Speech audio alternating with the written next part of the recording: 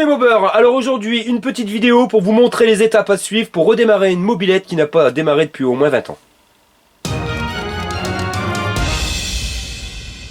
Donc vous venez de récupérer une vieille bécane qui n'a pas démarré depuis un lustre. Donc là c'est pas le cas pour cette bécane, mais on fera comme si ça l'était. Donc absolument, avant de démarrer votre bécane, ce qu'il faut faire, c'est remplacer l'essence qui est à l'intérieur. Donc pour ceci, vous allez vider votre carburateur, enfin vider d'abord le réservoir. Donc vous allez venir retirer la durite d'essence que vous voyez directement au niveau du carbu.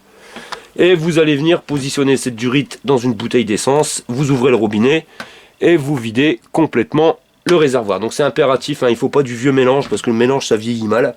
Ensuite vous allez nettoyer vite fait le carbu. Donc le nettoyer, vous allez vider la cuve. Vous ouvrez, vous enlevez l'essence qui est dedans, vous allez souffler vite fait dedans, passer un petit coup de chiffon avec de l'essence dessus pour le nettoyer complètement. Donc ça c'est vraiment le strict minimum à faire. Ensuite vous remettez un mélange neuf à l'intérieur du réservoir. Vous allez vérifier vite fait que le moteur n'est pas bloqué, qui tourne. Et là je vais dire, pour démarrer votre bécane, la vérification est faite. Vous essayez de la démarrer.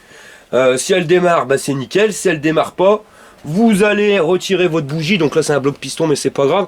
Vous retirez la bougie, vous nettoyez la bougie, vous vérifiez que l'antiparasite fait bien contact avec la bougie, qu'il est encore bon. Vous remettez un petit peu d'essence, vous pouvez en mettre dans le puits à l'intérieur du moteur. Vous mettez quoi, 10 ml maximum. Vous remettez la bougie et là vous essayez de démarrer. Si jamais ça démarre, c'est nickel. Si ça démarre pas, je vous invite à aller voir le tuto. Donc sur ma chaîne, dans la section dépannage, donc il y a un tuto sur l'aide au dépannage et qui vous permettra de trouver votre panne.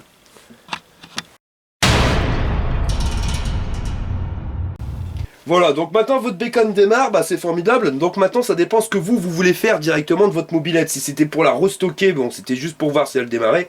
On va dire la vérification est faite. Maintenant, si vous avez envie de rouler dessus, il y aura quelques vérifications de sécurité au préalable à faire avant de rouler dessus. Bon, déjà vous pouvez vérifier la courroie directement. À mon avis, si ça a 20 ans, vous pouvez changer la courroie.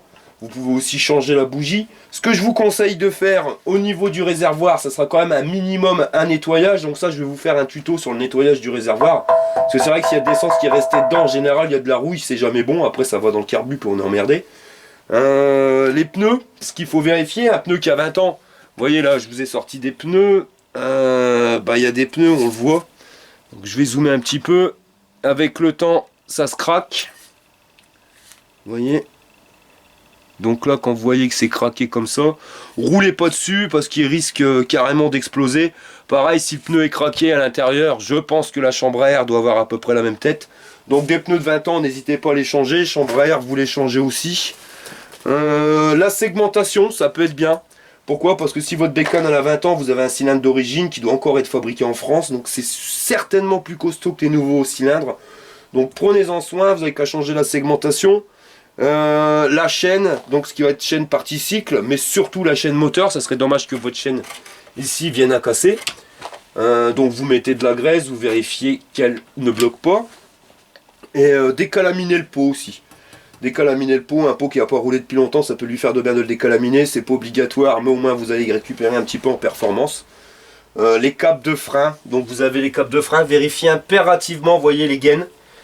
Et surtout les câbles, donc moi je vous conseille quand même de changer les câbles de frein. Les gaines il faut les vérifier, mais vous pouvez les changer aussi, ça vaut pas une fortune sur la mobilette.net. Donc vous changez tout ça, et là après on va dire que vous pouvez rouler en toute sécurité sur votre bécane. Tu es passionné de deux roues? Tu veux participer à un rassemblement ou tout simplement partager un bon plan? Rejoins-nous sur Facebook, le Mobeur.